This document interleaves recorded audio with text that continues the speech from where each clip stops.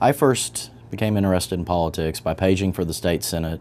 I won a 4-H award from my senator at the time, Ray Giles, when I was in high school. Had the opportunity to come up and work at the Capitol, and just like the pages do nowadays, had a great opportunity to see legislators at work. And a small town kid from Rush Springs, it's the first time I had the chance to see women and minorities in leadership positions. We're just not exposed to things like that in those days in a small town. And that really made an impact on me. And then also another instance, it used to be against the law to dance in my hometown. And no, Footloose isn't based on my life story, but we wanted to have our prom my senior year in Rush Springs because one of my classmates had a wreck driving home from the junior prom. So we worked hard to try and get something set up. Couldn't get the city council to change the ordinance. In fact, we found a place outside of town, on the edge of town, that we were going to have the prom, and they were going to meet to annex that to keep us from having our dance. And so that really taught me a lesson about politics, how you need to be proactive. And so that stuck with me, and I majored in political science, went to Oklahoma State, and the rest is history. I'll tell you one of the things that I've enjoyed the most, and I can even point to one example. I did a volunteer firefighter fundraiser. We did a chili cook-off at one of the communities in my district, and we presented the awards at the high school basketball game after the chili cook-off, and several little kids, grade school kids, came up and said, "Hey, Joe," and just said hi to me. And one of the guys that was with me from the Capitol was amazed that so many kids knew who I was and knew my name.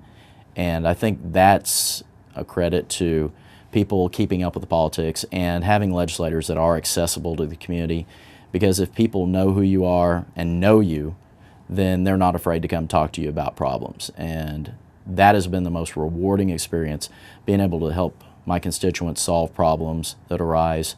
And it may just be getting the runaround from an agency or some group, and then if you're able to make a phone call and help them out, that is the most rewarding thing that happens each day. The biggest surprise from being a staff member, transitioning into the legislature, and serving as a member was the amount of constituent work that happens.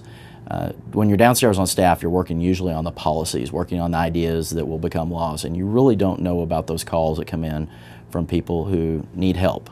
And that was the biggest shock of how many come into the office. And my predecessor, Jim Glover, told me that there would be a lot of calls, and I didn't expect that the amount that he told me would actually be that much, and it was. We get calls every single day here in the office, people looking for help, trying to find a way to get medical assistance, or try and make sure that their business doesn't close down because they're trying to negotiate something and try and make sure their taxes are done properly.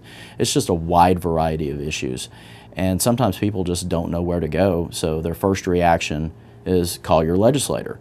And especially if they've talked to a friend that says, well, he helped me with my problem, you need to give him a call. And so the more successful you are, the more work you get. And that is a good thing because people trust you and they think that you might can help them out some way. And usually it's just pointing them in the right direction, connecting them with the right place and where they need to go. But that has certainly been the most rewarding side of working here, which I didn't expect as a staffer as well. Thought working on policies, creating new laws that would help people would be the most rewarding thing.